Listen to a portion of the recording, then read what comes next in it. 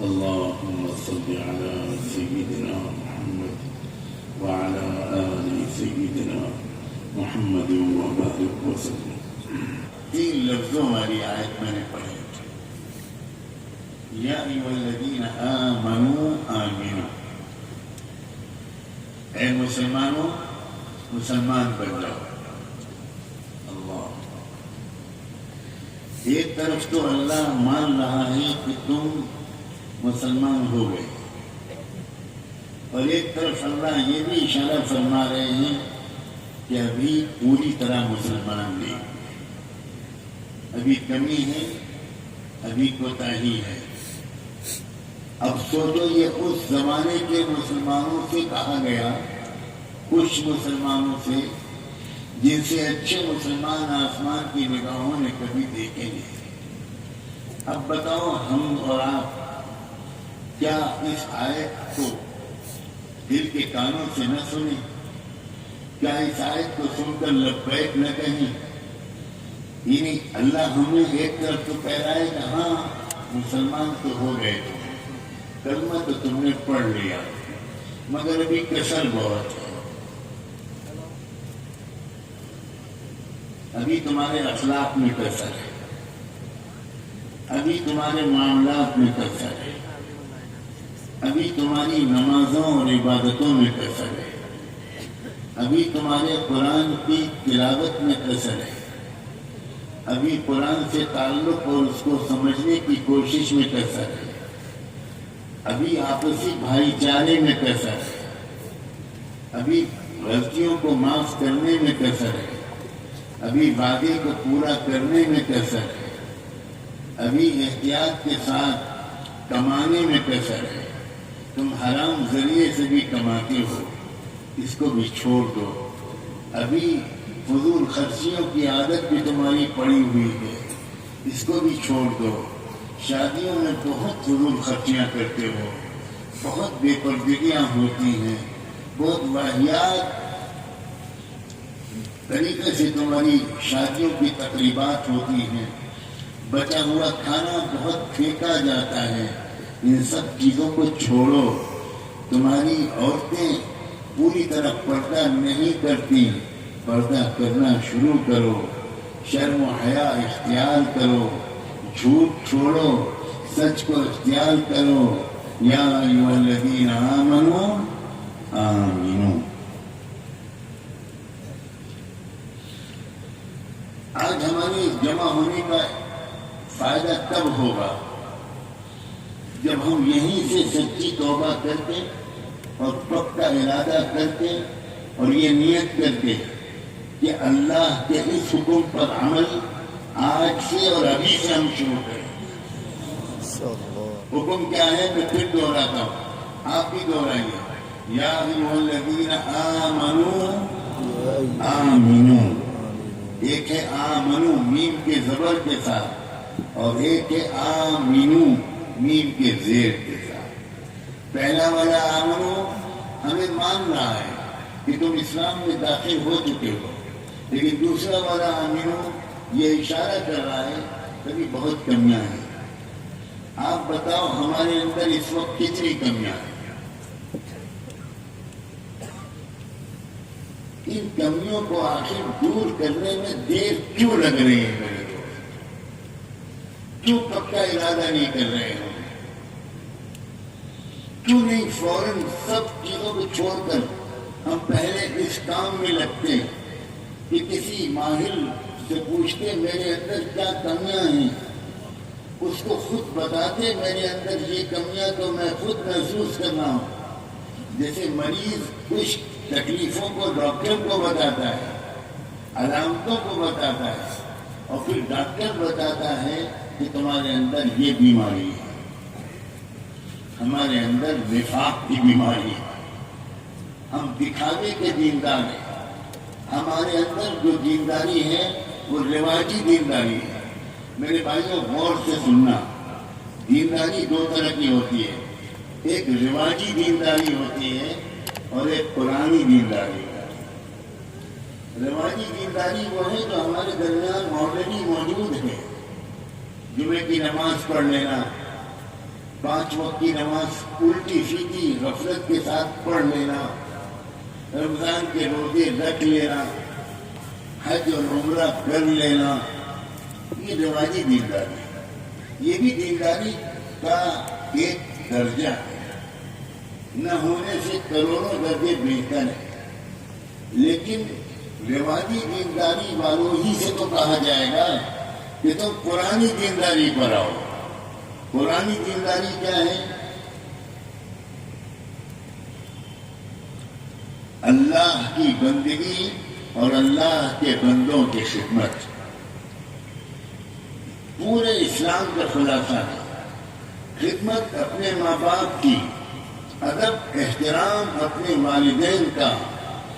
اونچی آواز میں میرے نوجوان بچوں، کبھی اپنے ماں باپ سے بات مت کرنا، کبھی اپنی ماں کی بے ادبی مت کرنا۔ سخت تکلیف ہوتی ہے یہ باتیں سن کر، جب مائیں رو رو کر ہم جیسوں کے پاس آ کر کہتی ہیں حضرت دعا کر دیجئے، میرا ایک ہی بیٹا ہے، بہت بدتمیزی سے مجھ سے بات کرتا ہے۔ دل دکھتا ہے، اے نوجوان بیٹے تم بھول گئے کس تکلیف کے ساتھ تمہاری ماں نے تم کو اپنے پیٹ میں رکھا تھا، کس تکلیف کے ساتھ تمہاری ماں نے تم کو جنم دیا تھا، کس تکلیف کے ساتھ تمہاری ماں نے تم کو دودھ پلایا تھا۔ تم جب سوتے تھے تبھی وہ سوتی تھی، جب تک تم کھا پی نہیں لیتے تھے وہ ایک لقمہ نہیں کھاتی تھی۔ آج اس ماں کا دل دکھا رہا ہے۔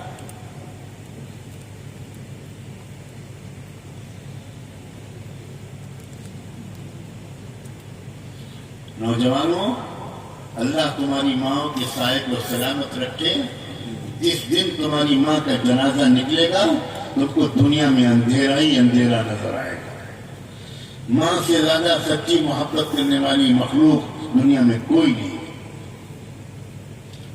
دوست بے وفا ہو سکتے ہیں، دوست خود غرض ہو سکتے ہیں، لیکن ماں کبھی بھی خود غرض نہیں ہو سکتی۔ ماں اپنی اولاد کی راحت دیکھنا چاہتی ہے، ماں اپنی اولاد کو خوش دیکھنا چاہتی ہے، ماں اپنی اولاد کو ترقی پاتی ہوئی دیکھنا چاہتی ہے۔ ماں چاہتی ہے کہ اس کو بڑے تکلیف پہنچ جائے مگر میرے جگر کے ٹکڑے کو تکلیف نہ پہنچے، میرے بیٹے کو تکلیف نہ پہنچے، میری بیٹی کو تکلیف نہ پہنچے، میرے پوتے، میری پوتی، میرے نواسے، میری نواسی کو تکلیف نہ پہنچے۔ اس ماں کی بے قدری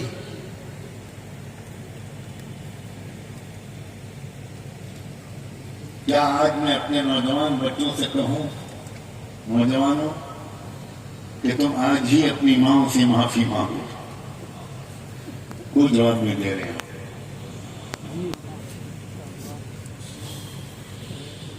اس اجتماع سے اٹھ کر جانا تو جاتے ہی اپنی ماں کے قدموں پر اپنا سر رکھ دینا، کہنا ہاتھ جوڑ کے قدموں پر سر رکھ کر معافی چاہتا ہوں، مجھے معاف کر۔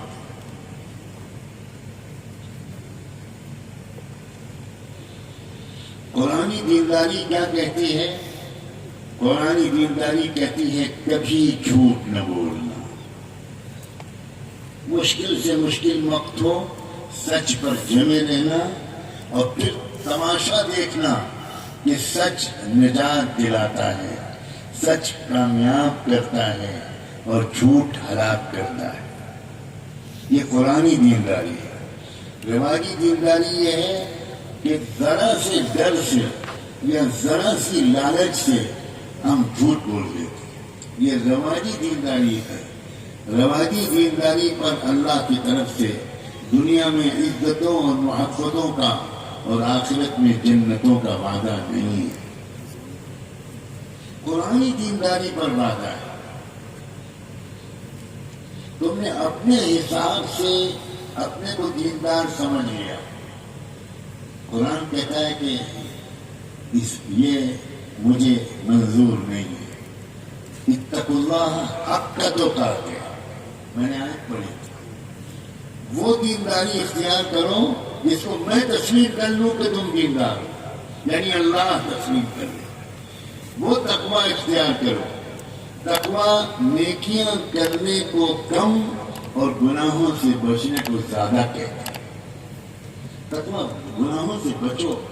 زبان کی تیزی، اخلاق کی خرابی، آنکھوں کی گندگی، بد نظری، ننگا پن، بے شرمی، بے حیائی، غریبوں پر کی زیادتی، کمزوروں کو حقیر سمجھنا، امیروں کی خوشامد، فضول خرچیاں، وقت کا ضائع کرنا، جوانیوں کو ضائع کرنا، جوانی کی طاقت کو ضائع کرنا، ٹائم کو برباد کرنا، موبائل پر گھنٹوں لگانا، یہ سب بدترین درجے کے گناہ ہیں. دنیا بھی برباد ہوتی ہے، وقت بھی برباد ہوتا ہے، پیسہ بھی برباد ہوتا ہے اور آخرت بھی برباد. خسرت دنیا والآخرہ.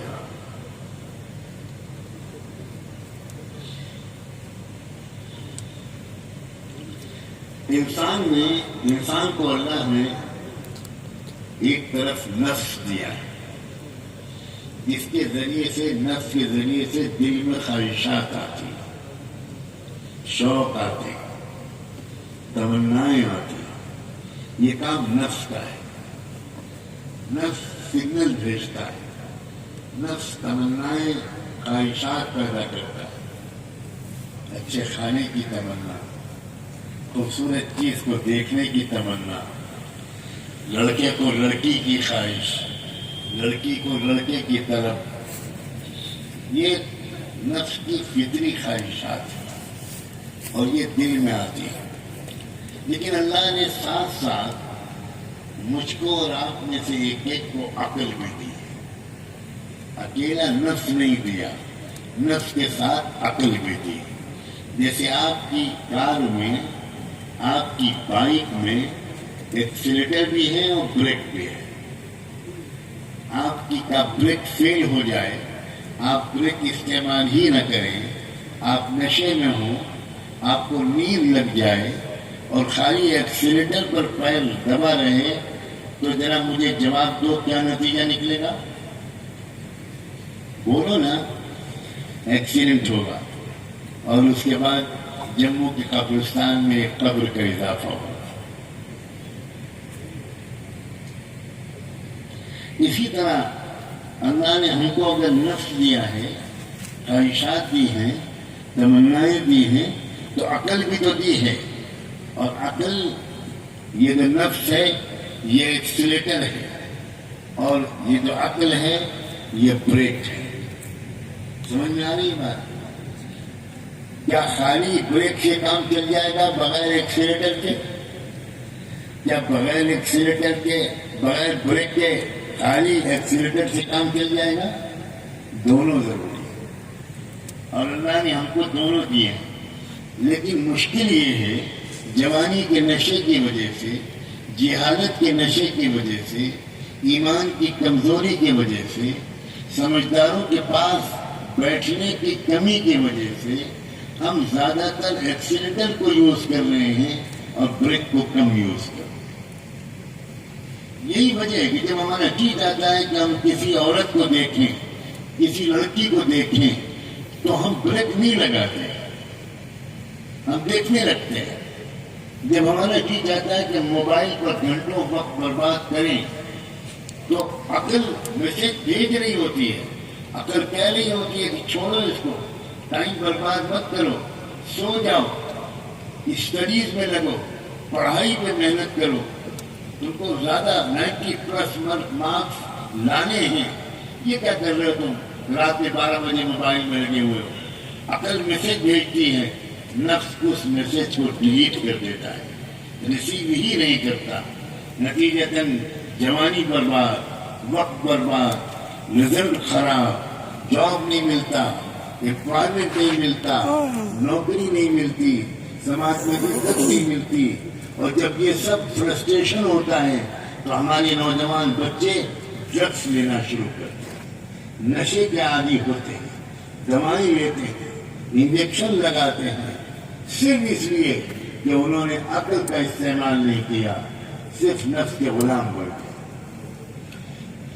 شریعت کیا چیز ہے؟ شریعت ایک انتہائی محبت بڑا نسخہ ہے کامیابی کا. شریعت بوجھ نہیں ہے. شریعت ہمارے پیروں میں زنجیریں نہیں باندھتی.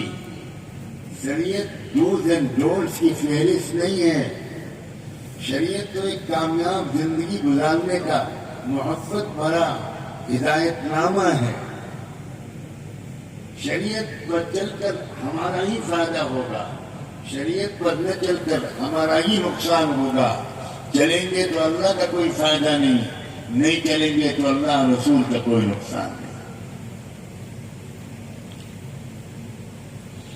میرے دوستوں، خاص طور پر نوجوانوں، اس زمانے میں ماحول بہت بگڑ گیا ہے اور بگاڑا گیا ہے. کنزیومر مارکیٹ کے لیے، بزنس کے فروغ کے لیے مخصوص طریقے کے ظالموں کے دنیا پر قبضے کے لیے دنیا کے انسانوں کے کیریکٹر کو بگاڑا گیا ہے.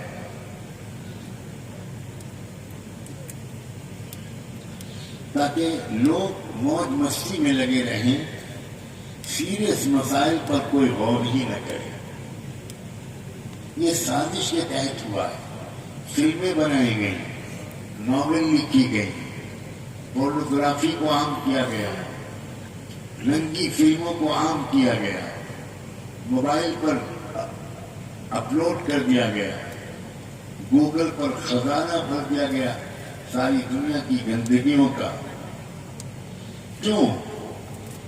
اس لیے کہ آپ نوجوان بگڑ جائیں اور ظلم کے خلاف آواز نہ اٹھا سکیں، سماج کی خدمت کے لیے کوئی سنجیدہ کام نہ کر سکیں، غریبوں کی نہ سوچ سکیں، اپنے ملک کی ترقی، اپنے وطن کی ترقی کے لیے کچھ نہ سوچ سکیں، اپنے شہر، اپنی ریاست کی ترقی کے لیے نہ سوچ سکیں، سوسائٹی کی غربت اور جہالت کو دور کرنے کے لیے کچھ نہ سوچ سکیں.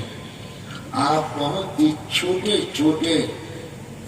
چھوٹی فکروں میں، غموں میں لگے رہیں، آپ کے بلند مقاصد نہ رہیں، تاکہ دنیا کی جو ظالم طاقتیں ہیں وہ آپ پر قبضہ کر لیں، آپ کے ریسورسز پر، آپ کی سوچ پر، آپ کے کیریکٹر پر، آپ کو آپ کی تہذیب سے ہٹا دیں، آپ کو آپ کی پاکیزہ تہذیب سے دور کر دیں اور آپ کو ایسا بنا دیں کہ 4 نیکیاں بھی آپ کے پاس ہوں اور 50 گندگیاں بھی آپ کے اندر ہوں.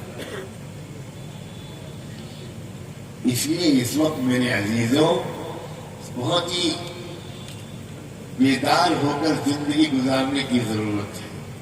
بہت ہوشیار ہو کر، بہت چوکنا ہو کر زندگی گزارنے کی ضرورت ہے. سمجھداروں کے پاس بہت زیادہ بیٹھنے کی ضرورت ہے. میں سمجھدار کہہ رہا ہوں، جان بوجھ کر یہ لفظ بول رہا ہوں. اگر میں آپ سے کہوں کہ بزرگوں کے پاس بیٹھنے کی ضرورت بہت ہے، تو میری بات تو بالکل صحیح ہوگی، مگر آپ کی سمجھ میں نہیں آئے گا.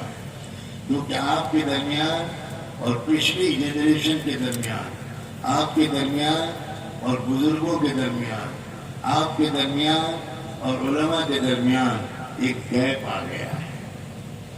میں پوچھنا چاہتا ہوں، گیپ آیا ہے کہ نہیں آیا؟ آپ اپنے گھر میں جب ہوتے ہیں تو کیا آپ خوشی شوق کے ساتھ اپنے اپی، اپنے ابو اور اپنے دادا، اپنے نانا، اپنے چچا، اپنے ماموں کے پاس بہت دیر بیٹھنا پسند کرتے ہیں؟ تو بھی نوجوان، یہ عجیب منحوس رواج ہے. جس قوم کے چھوٹے اپنے بڑوں کے پاس بیٹھنا پسند کرتے ہیں، وہ قوم بڑی مہذب بن جاتی ہے. دوستوں، نوجوانوں میں انرجی زیادہ ہوتی ہے اور بڑوں کے پاس تجربات زیادہ. زندگی کے تجربوں سے انہوں نے بہت کچھ سیکھا ہوتا ہے. کچھ دن پہلے تک رواج یہ تھا کہ روزانہ گھر کے بچے اپنے بڑوں کے پاس بیٹھتے تھے، بچیاں اپنی ماؤں کے پاس بیٹھتی تھی، اپنی دادی نانی کے پاس بیٹھتی تھی، لڑکے نوجوان اپنے باپ دادا نانا کے پاس بیٹھتے تھے، ننیحال جاتے تھے اپنے ماموں کے پاس بیٹھتے تھے، ددیال جاتے تھے اپنے چچا کے پاس بیٹھتے تھے اور ان سے کہتے تھے، کچھ باتیں سنتے تھے، وہ لوگ کچھ قصے کہانی سناتے تھے، کچھ نصیحتیں، کچھ تجربوں کی باتیں. تو پچھلی نسل کا جو علم تھا، پچھلی نسل کی جو سمجھداری تھی، وہ پچھلی نسل کے جو تجربے تھے، وہ نئی نسل کو ٹرانسفر ہوتے تھے، منتقل ہوتے تھے. تو نئی نسل کے نوجوان بچے زیادہ سمجھدار بنتے تھے، زیادہ میچیور بنتے تھے. آج کل کے نوجوانوں میں یہ رواج ختم ہو گیا. کیا فلمیں دیکھ کر آپ سمجھدار بن سکتے ہو؟ کیا موبائل دیکھ کر سمجھدار بن سکتے ہو؟ کیا بچے کارٹون دیکھ کر سمجھدار بن سکتے ہیں؟ کیا بازاری قسم کی اسٹوریز، افسانے، ناول اور فلمیں دیکھ کر آپ میچور اور سمجھدار بن سکتے ہو؟ آپ کو تو اندازہ نہیں ہے. جتنا آپ موبائل دیکھتے ہیں اتنا آپ کا برین کمزور ہوتا ہے، اتنا آپ کا دماغ کمزور ہوتا ہے، اتنا آپ کی میموری کمزور ہوتی ہے، اتنی آپ کی یادداشت کمزور ہوتی ہے، اتنا آپ کے دماغ کے وہ سیل، دماغ کا وہ حصہ جو شرافت سکھاتا ہے، شرافت کے سگنل بھیجتا ہے، بزرگوں کے ادب و احترام کا سگنل بھیجتا ہے. یہ دماغ عجیب و غریب مخلوق ہے، اللہ عجیب شاہکار ہے. دماغ کے اندر millions and billions of cell ہے، ہر سیل کا الگ کام ہے. دماغ کا کوئی سیل آپ کو میسج بھیجتا ہے، بڑوں کو سلام کرو. دماغ کا دوسرا سیل یہ آپ کو میسج بھیجتا ہے کہ بڑوں کو گالی دو. جب آپ موبائل زیادہ دیکھتے ہیں، جب آپ دوستوں کے پاس زیادہ بیٹھتے ہیں، جب آپ بزرگوں کے پاس کم بیٹھتے ہیں، جب آپ سمجھداروں کے پاس کم بیٹھتے ہیں، تو آپ کا دماغ کا وہ شرافت اور ادب و احترام کا پیغام بھیجنے والا سیل کمزور ہو کر ڈیڈ ہو جاتا ہے، اور وہ بغاوت کا سگنل بھیجنے والا وہ سیل طاقتور ہو جاتا ہے. آپ کو خبر نہیں ہے، آپ اپنے موبائل میں رنگ ٹون لگاتے ہیں، آپ کو خبر نہیں ہے کہ اس رنگ ٹون کے اندر سے ایک پرنٹڈ میسج آپ کے دماغ میں جا کر پرنٹ ہو رہا ہے. امریکہ میں ایک بڑے مسلمان سائنٹسٹ نے ان رازوں کو فاش کیا جو موبائل ٹیکنالوجی کے دنیا کے بڑے ماہروں میں ہیں. انہوں نے تجربہ کر کے دکھایا، ثابت کر کے دکھایا، سنا کر دکھایا میسج کہ یہ رنگ ٹون جو آپ موبائل بج رہی ہے، اس کے اندر ایک میسج چھپا ہوا ہے، اور وہ کیا ہے؟ وہ ہے kill your dad, kill your mom, kill your dad, kill your mom. اپنے باپ کو مار ڈالو، اپنی ماں کو قتل کر دو. چیزیں جو آج کل آپ روز واقعہ سن رہے ہیں، نوجوان لڑکے نے اپنی ماں کو مار دیا، لڑکی نے باپ کو مار دیا، لڑکی نے ماں کو گلے گھونٹ دیا. یہ کیا ہو رہا ہے؟ یہ بےہودہ رنگ ٹون جو آپ کے موبائل پر بج رہی ہے، آپ الٹے سیدھے رنگ ٹون سیٹ کر رہے ہیں. آپ سمجھداروں کے پاس نہیں بیٹھتے، آپ کو صحیح انفارمیشن نہیں ملتی، آپ کو صحیح نالج نہیں ملتی، آپ علم والوں کے پاس نہیں بیٹھتے، آپ تقوی والوں کے پاس نہیں بیٹھتے، آپ بصیرت والوں کے پاس نہیں بیٹھتے، اور آپ جانے انجانے میں وہی رنگ ٹون اپنے موبائل میں سیٹ کر دیتے ہیں. بار بار جب وہ بجتی ہے تو آپ کے دماغ کے اندر کا وہ پیغام آپ کو اپنے باپ کو گالیاں دینا شروع کرواتا ہے. پھر آپ تھپڑ مارتے ہیں اپنے باپ کو، پھر آپ دھکا دیتے ہیں اپنے باپ کو، پھر آپ مکہ مارتے ہیں اپنے باپ کو، پھر آپ لات مارتے ہیں اپنے باپ کو، اور ایک دن ریوالور نکال کر باپ کو گولی مار دیں. ہم لوگ عام زمانے میں نہیں رہ رہے ہیں. ہوشیار ہو جاؤ لوگوں.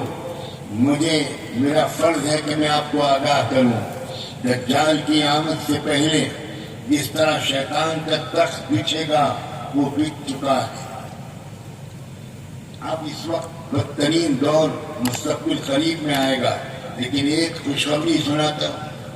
اگر اس دور میں جو لوگ پاک دامن رہیں گے، جو لوگ بالکل بد نظری سے بچیں گے، جو لڑکیاں بے حیائی نہیں کریں گی، جو لڑکے بے شرمی کے کام نہیں کریں گے، جو بچے اپنے ماں باپ کی دعائیں لیں گے، جو بچے اپنے ماں باپ کی خدمت کریں گے، جو بچے اپنے ملک اور وطن کا نام روشن کرنے کی کوشش کریں گے، کسی پر جھوٹا الزام نہیں لگائیں گے، کسی کے خلاف جھوٹا FIR نہیں لکھوائیں گے، کسی کے خلاف جھوٹا مقدمہ نہیں چلائیں گے، کسی کی زمین نہیں دبائیں گے، سودی لون پر کار نہیں خریدیں گے، مکان نہیں بنائیں گے، جو لوگ ان تمام برائیوں سے محفوظ رہیں گے، میں خوشخبری سناتا ہوں، ان کو اللہ تعالیٰ حضرت عیسیٰ اور حضرت امام مہدی کا ساتھ نصیب کرے، جس کا زمانہ بہت دور نظر نہیں ہے.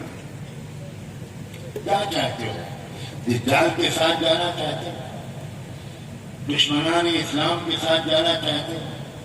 بدترین صہیونی یہودیوں کے ساتھ جانا چاہتے ہو، جو ہزاروں ہزار بچوں، بچیوں، عورتوں، لڑکیوں، نوجوانوں، مردوں اور بوڑھوں کے قتل عام کے مجرم ہیں؟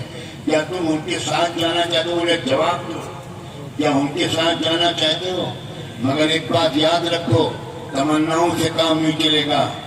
صرف امام مہدی اور حضرت عیسیٰ کے ساتھ تقوی والے رہیں، تقوی والے، کامل درجے کے تقوی والے، گناہوں سے دور رہنے والے، اور کبھی کوئی غلطی ہو جائے تو بنا تاخیر کیے رو رو کر اللہ سے معافی مانگنے والے، کفارے کے طور پر کچھ صدقہ نکال دینے والے.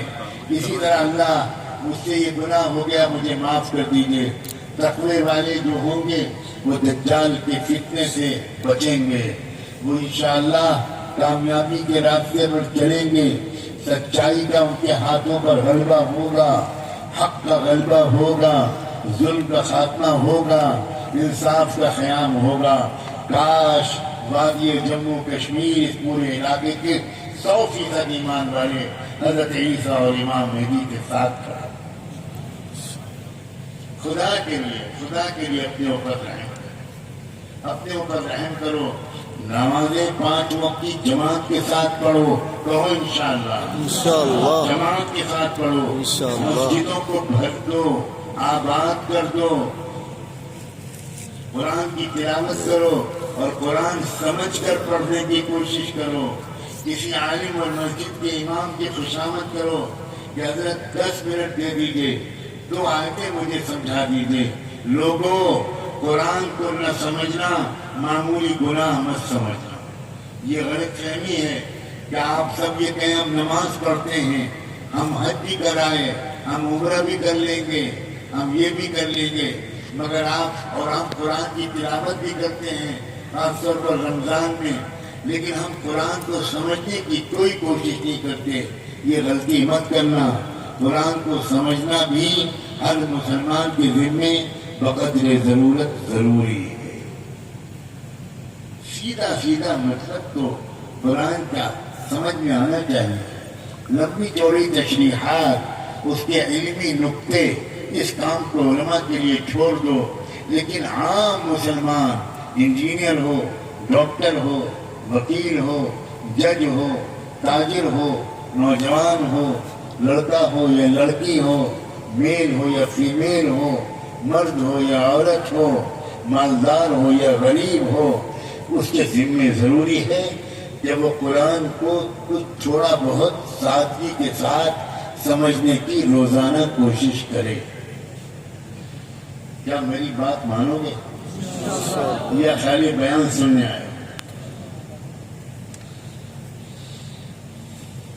القرآن حجت لک او علیک، یہ قرآن قیامت کے دن کھڑا ہوگا اور کچھ ایمان والوں کی سفارش کر رہا ہوگا، اللہ سے کہہ رہا ہوگا کہ اللہ، انہوں نے مجھے اپنے سینے سے لگایا، آنکھوں سے چوما، میری تلاوت کی، تجویز سیکھی، اچھے انداز سے پڑھتے تھے، مجھے سمجھنے کی کوشش بھی کرتے تھے، مجھ پر عمل کرنے کی کوشش بھی کرتے تھے۔ جب یہ میری اس آیت تک پہنچتے تھے جس میں نماز کا حکم ہوتا تھا تو نماز کی پابندی کرتے تھے۔ جب یہ غریبوں کی خدمت والی آیت تک پہنچتے تھے تو روزانہ کچھ پیسے اللہ کے کسی غریب بندے کو دیتے تھے۔ جب یہ ماں باپ کے احترام کی آیتوں تک پہنچتے تھے تو ماں باپ کا ادب کرتے تھے۔ وَاخْفِضْ لَهُمَا جَنَاحَ الذُّلِّ مِنَ الرَّحْمَةِ۔ جب یہ پڑوسیوں کے ساتھ حسن سلوک کی آیت پڑھتے تھے وَالْجَارِ الْجَنْبِ، تو اپنے پڑوسیوں کے ساتھ بہت اچھا برتاؤ کرتے تھے، کوئی جھگڑا نہیں کرتے تھے۔ جب یہ پڑھتے تھے وَالْكَاظِمِينَ الْغَيْظَ، تو اپنے غصے کو قابو میں رکھتے تھے۔ شوہر بیوی کو نہیں ڈانٹتا تھا، ماں باپ بچوں کو نہیں ڈانٹتے تھے، مالک نوکر کو نہیں ڈانٹتا تھا، غصے کو قابو میں رکھتے تھے، سمجھانے سے کام لیتے تھے۔ وَالْعَافِينَ عَنِ النَّاسِ، جب یہ پڑھتے تھے تو لوگوں کی غلطیوں کو معاف کر دیتے تھے، بدلہ نہیں لیتے تھے، انتقام نہیں لیتے تھے۔ جب یہ پڑھتے تھے ادفع بالتی ہی احسن، تو نفرت کے جواب محبت سے دیتے تھے، برائی کا جواب اچھائی سے دیتے تھے۔ یہ بالکل اپنے کپڑوں کو صاف رکھتے تھے۔ یا ایھا المدثر قم فانذر وربک فکبر وثیابک فطہر والرجز فاہجر، ہر قسم کی گندگی، ہر طرح کے شرک کو چھوڑ دیتے تھے۔ یہ صرف اللہ کے سامنے، آپ کے سامنے سر جھکاتے تھے، یہ بزرگوں کا احترام کرتے تھے، اور یا اللہ کا ادب کرتے تھے، اور یا اللہ کے مزارات پر جاتے تھے، مگر سجدہ اے اللہ یہ صرف آپ کو کرتے تھے۔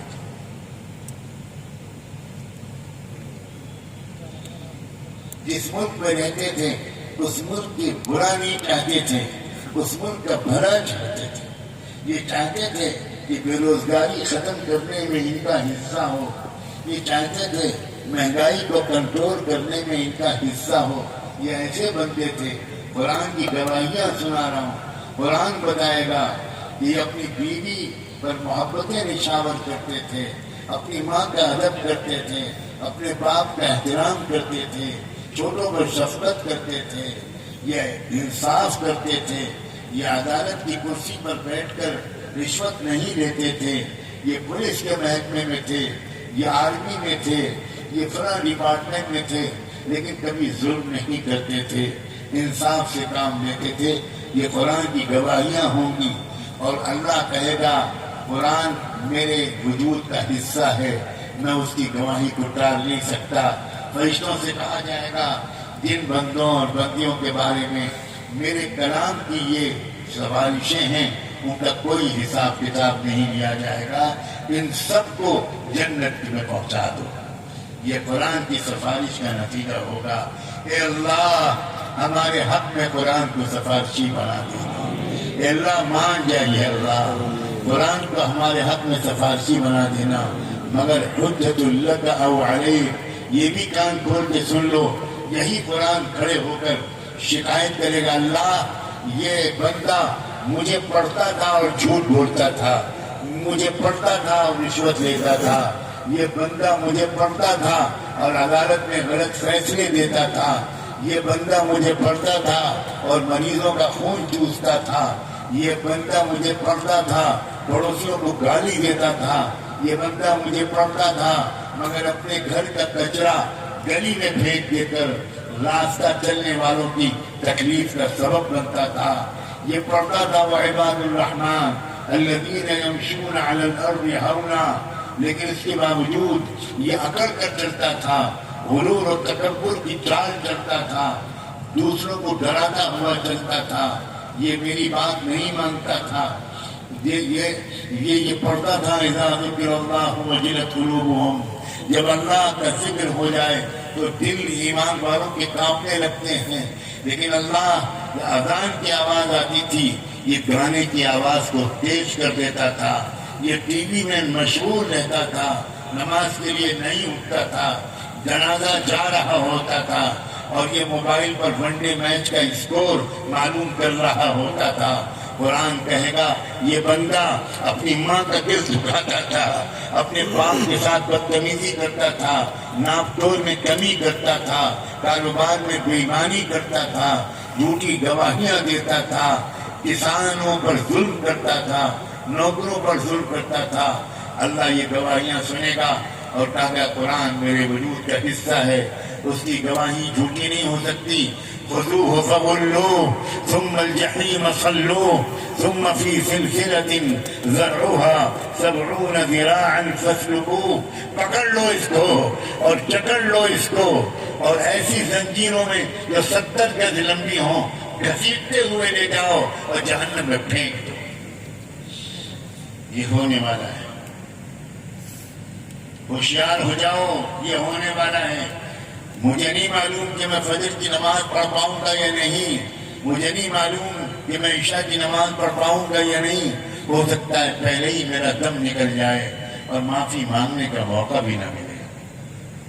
موت قریب ہے، آخرت قریب ہے، دنیا دور ہے، آخرت قریب ہے، زندگی دور ہے، موت قریب ہے۔ بڑی غفلت کی زندگی گزار رہے، بڑی غفلت کی زندگی گزار رہے۔